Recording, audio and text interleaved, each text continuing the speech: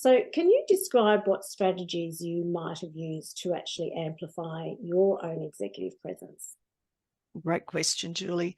For me, because I do a lot of training and that, working on my communication skills, particularly since COVID, working way more on the video ones. For example, even just a simple thing like not looking at the person on screen or the people on screen, but looking at the camera so that you're talking to the people directly.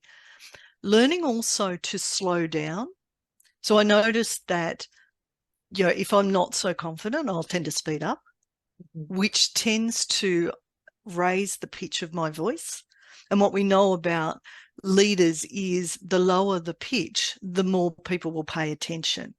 So deliberately slowing down, pausing, which is really important for impact, and then taking the time to, just go through it, obviously undulate your voice and things like that.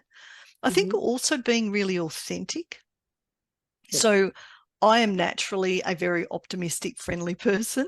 So that, I don't try and hide that in what I do. And I'm also reminded that it's not about me. So if I want to be a really good executive and have impact, it's thinking about how do I take others on that journey? How do I communicate better with them?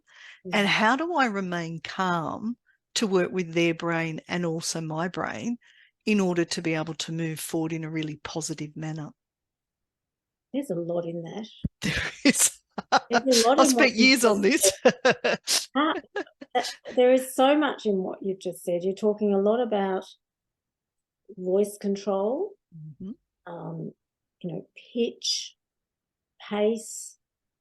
Where does someone learn all of that? I mean, you're in the learning space. Yes. So, how does someone who is perhaps thinking about, well, what can I do in terms of how I communicate with others to moderate my voice and get it to the tone which other people are going to hear? Because I understand that there are certain levels of voice pitch where people don't hear it for whatever reason. So talk to me a little bit more about that. I always think about the different ways people learn.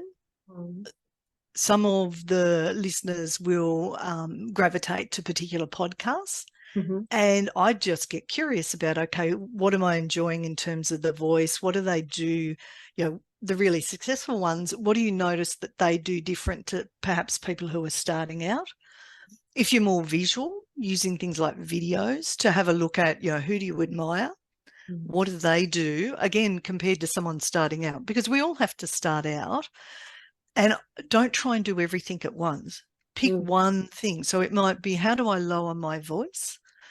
And think about, okay, there's a great exercise. There's a book called Raise Your Voice. The gentleman's name, I think, is Richard Lawton. He's an Australian.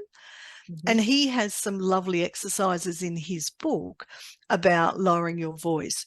So even humming Happy Birthday, a couple of bars of that can lower your voice. Wow. And just getting, I know, it's really, really interesting. Another thing is, if you want to boost sort of the power of your voice, is to stand up versus sitting down. So I have an electric treadmill desk, and obviously when I'm doing podcasts, I'm not moving. However, I am standing up because that allows you to access more of your diaphragm than if you're sitting down and you're a little bit squashed. And it's also recording yourself. We all have filler words. The filler words are, things like so, are, like, etc. And they interrupt us. The idea with the filler words is our body is wanting us to pause. So if we were reading a sentence, it might be a comma where we pause or a full stop. And when we're not confident, we tend to want to rush through. And then something like a so is your body going slow down, or an Interesting. Yeah, it's really, I do a lot around communication, and I still have filler words from time to time because I start to speed up. So it's that reminder, slow down. Space is beautiful. So one of the things I notice with people with that gravitas is that they will ask a question. So they're very curious. and they ask the question and they leave space for the other person, because that works for the other person's brain to come up with a good answer. They don't want to show how smart they are. They actually bring the smart out of other people. Again, that's great for collaboration as well.